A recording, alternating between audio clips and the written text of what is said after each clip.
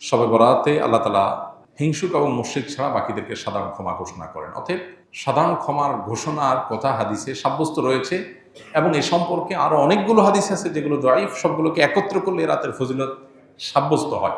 পুরোপুরি কোনো ফজিলত নাই এটা বলাটা সঠিকতার নিকটবর্তী না, বরং ফজিলত কিছু না কিছু ফজিলত সাব্যস্ত হয়। কিন্তু আমরা আবার এটাকে যতটা ঘটা করি বা যারা পালন করি তারা আবার এত বেশি পালন করি যে এটাকে লাইলাতুল কদরের চাইতে গুরুত্বপূর্ণ রাত বানিয়ে ফেলেছে। অতএব শবে বরাত বা লাইলাতুল নিসফ মিন শাবান যেটাকে বলছি আমরা শবে বরাত, এটা বাড়াবাড়ি এবং ছাড়াছাড়ির কবলে পড়ে গেছে। কেউ এটা নিয়ে করে বাড়াবাড়ি আর কেউ করে ছাড়াছাড়ি। আমাদের মধ্যম পন্থা অবলম্বন করা দরকার এবং এই রাতকে কেন্দ্র করে যে সমস্ত বেদাত হয়ে থাকে সেই কুসংস্কারগুলো থেকে আমাদের দূরে সরা দরকার। আমি ভূমিপল্লীর বাসিন্দা, আমাদের আবাসিক এলাকার এখানে আপনার মতো একজন হুজুর আছেন, এখানে নিয়মিত গান বাজনা চলে। এখানে আপনার শানে ও মসজিদের শানে এগুলো মানায় না। দয়া করে এগুলো নিয়ে কমিটির সাথে একটু কথা বললে ভালো হয়। কমিটিকে তো এর আগে বারবার আমি নিজেও বলেছি, যদিও আমি এখানে থাকি না, কি হয় যায় না, কিন্তু বিভিন্ন উপলক্ষে, বিশেষ করে যে 31st নাইট উপলক্ষে, বিভিন্ন উপলক্ষে আমরা বলেছি কমিটিকে অ্যাক্টিভ হতে। বাট দুর্ভাগ্যজনক ওনারা সেটা করতে পারেন নাই, খুবই দুর্ভাগ্যজনক বাস্তবতা। এগুলো আসলে মুরব্বী বুড়াদের দিকে তাকা হবে না, এগুলো করতে হবে তরুণদেরকে।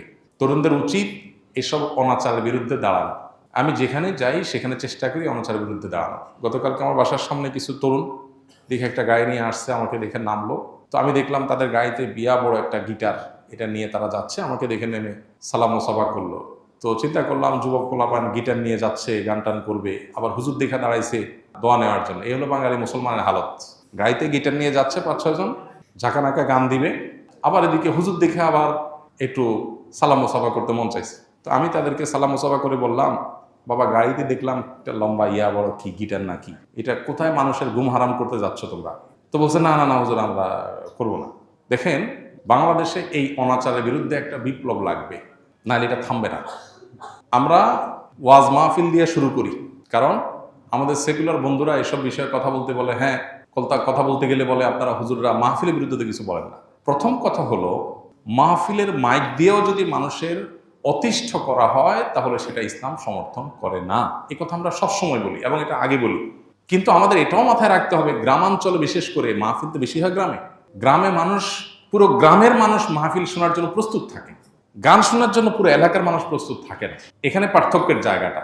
গ্রামে মাহফিল যখন হয় পুরো এলাকার মেয়েরা বাবার বাড়িতে বেড়াইতে আসে মাহফিল উপলক্ষে, মাহফিলকে কেন্দ্র করে পুরো এলাকাতে আমেজ তৈরি হয়, সবাই প্রস্তুত থাকে। তাছাড়া গ্রামে প্রচুর গাছপালা থাকার কারণে এক জায়গা থেকে আরেক জায়গায় সাউন্ড ওইভাবে যে মানুষের শহরে যেরকম ডিস্টার্ব হয় ওই লেভেলে ডিস্টার্ব হয় না। এরপরেও আমরা বলি সেখানে গভীর রাত পর্যন্ত মাহফিল করা উচিত না। এবং আমি যেখানে যাই সেখানে এটা বলার চেষ্টা করি। শহরের মাহফিলে তো আমি 2টা মাহফিল ঢাকায় গত 2-3 বছর আগে, আমার একটা রামপুরাতে আর একটা বোধ হয় মান্ডা মুগদার ওদিকে, 2টা মাহফিলে আমি রাস্তা থেকে ব্যাক করে গেছি। বললাম যে আমি খবর নিয়েছি, মাইক দূর দূরান্তর মতো লাগিয়েছেন, মানুষের ঘুম হারাম করেছেন, এই মাহফিলে আমি যাব না। পরে মাইক খোলাইছি, তারপর আমি সেখানে আবার রিটার্ন গেছি। ওলামা একরাম সচেতন, মাহফিলের মাইক নিয়ন্ত্রণ হচ্ছে এবং এগুলো তো আলেমরা করে না। মাহফিল আয়োজন তো করে সাধারণত সাধারণ মানুষ, বুঝে না, না বুঝে করে। তো ওলামাদের দায়িত্ব সেখানে কথা বলা, তারা বলছেন এবং ইনশাআল্লাহ এটা নিয়ন্ত্রণ হবে। মাহফিল হোক কিন্তু মানুষের কষ্ট না দিয়ে, মাহফিল হোক শব্দ দিয়ে মানুষকে অতিষ্ঠ না করে। কিন্তু এই যে গান বাজনার যে কষ্ট, মাহফিল তো শীত মৌসুমে হয়, বিশেষ সময় হয়, আর এই গান বাজনা তো সারা বছর হয়। আর মাহফিল তো বেশিরভাগই হয় রাত 10টা-11টার মধ্যে শেষ হয়, দেরি হয় তো অল্প কিছু মাহফিল। আর গান তো শুরুই হলো রাতে 12টার পরে, 10টার পরে। এই যে অতিষ্ঠ করা মানুষকে, এই জুলুমের বিরুদ্ধে আমাদের যুবকদেরকে দাঁড়াতে হবে।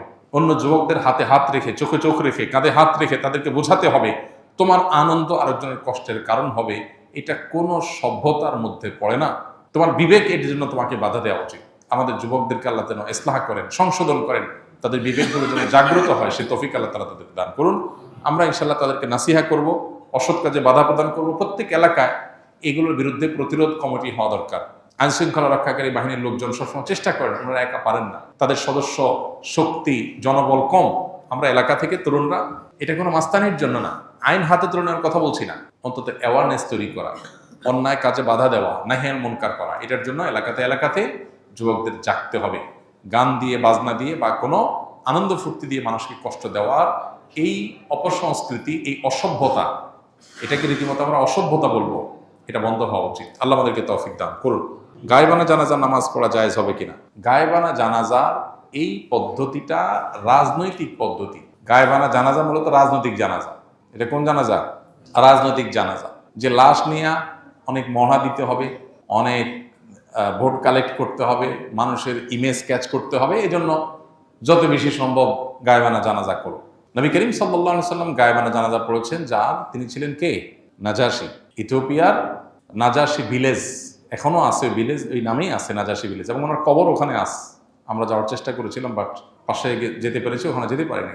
তো নাজাশী বাদশাহ তিনি ইসলাম গ্রহণ করেছেন, কিন্তু তিনি যেখানে মারা গেছেন সেখানে কোনো মুসলমান ছিল না, তার জানাজা হয়নি, তাকে দাফন করা হয়েছে খ্রিস্টানদের পদ্ধতিতে। নবী সাল্লাল্লাহু আলাইহি সাল্লাম তখন মদিনা থেকে তার গায়েবানা জানাজা পড়েছেন, কারণ তার জানাজা হয়নি। এই জন্য ফুকাহা একরাম বলেন, কারোর যদি কোনো মুসলমানের কোথাও মৃত্যু হয়েছে, সেখানে জানাজা হয়নি, তাহলে দূর থেকে অন্য মুসলমানরা তার জানাজা গায়েবানা পড়বে, এটা ঠিক আছে। কিন্তু একটা আস্ত জানাজা হয়েছে, এখন আরো 500 জানাজা পড়তেছেন, কি?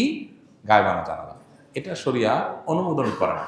এটা হলো রাজনৈতিক জানাজা, এটা শরিয়ার জানাজা না। ব্যবসার ক্ষেত্রে কোন কোন দিকগুলো মেনে চললে আখিরাতেও তার ফলাফল পাবো? রাসূলুল্লাহ কারীম সাল্লাল্লাহু আলাইহি সাল্লামের সাথে রাসূলুল্লাহ কারীম সাল্লাল্লাহু আলাইহি ওয়াসাল্লাম এবং সাহাবীদের ব্যবসার বৈশিষ্ট্য কেমন ছিল? বিশেষ দ্রষ্টব্য, ইন্টার দ্বিতীয় বর্ষের ব্যবসায় শিক্ষা বিভাগের ছাত্র আমি, পরিকল্পনা উদ্যোক্তা হওয়া। যারা তরুণ আছেন, মাশাআল্লাহ, উদ্যোক্তা হওয়ার প্ল্যান করছেন, তারা খুবই সাধুবাদ পাওয়ার মতো একটা কাজ করছেন। উদ্যোক্তা হওয়ার পরিকল্পনা করেন। ইহুদিরা উদ্যোক্তা সবাই, তারা গোটা দুনিয়া কন্ট্রোল করছে। পৃথিবী পলিটিশিয়ানরা কন্ট্রোল করে না, পৃথিবী এন্টারপ্রেনাররা কন্ট্রোল করে। পৃথিবীর রাজনীতিবিদদের হাতে নাই, পৃথিবী যতটা হাতে আছে কাদের? উদ্যোক্তাদের, ব্যবসায়ীদের। এই জন্য মুসলমান তরুণ ব্যবসা করবার, উদ্যোক্তা হয়ে ওঠার মানসিকতা লালন করতে হবে। ব্যবসা অবশ্য এক জিনিস, উদ্যোক্তা আরেক জিনিস। সৃষ্টিশীল কোনো কাজ, কোনো সম্ভাবনার নতুন দুয়ার খোলা, কোনো সংকট দূর করার কোনো উদ্যোগ গ্রহণ করা, এটাই তো উদ্যোক্তা হওয়া। অতএব এটা প্রশংসনীয়, কিন্তু উদ্যোক্তা হতে গেলে এই পথটা মসৃণ না। ধরা খাওয়ার আশঙ্কা থাকে, লুজার হওয়ার আশঙ্কা থাকে, চাপ তৈরি হয়। আর বিশেষ করে আমাদের মতো দুর্নীতি এবং অনিয়মে ভরা সমাজে যদি কেউ উদ্যোক্তা হতে চায়, সে সৎ পথে উদ্যোক্তা হওয়া তার জন্য কঠিন। একই কাজ অন্যরা করবে 2 নম্বর পথে, সেটা তাদের জন্য অনেক ইজি হবে। আপনি করবেন সঠিক পথে, আপনার জন্য কঠিন হবে। এগুলো মাথায় রাখতে হবে। এই জন্য ট্রেনিং এর কোনো বিকল্প নেই। আপনি এন্টারপ্রেনারশিপের জন্য ভালো ভালো ট্রেনিং আছে, সেগুলো আপনাকে করতে হবে, প্রশিক্ষণ নিতে হবে, শিখতে হবে, অভিজ্ঞতাদের কাছে যেতে হবে। আমরা আসুন্নাহ ফাউন্ডেশন থেকে একবার সম্ভবত 2022 সালে বা 21 সালে আমরা উদ্যোক্তা সম্মাননা করেছিলাম।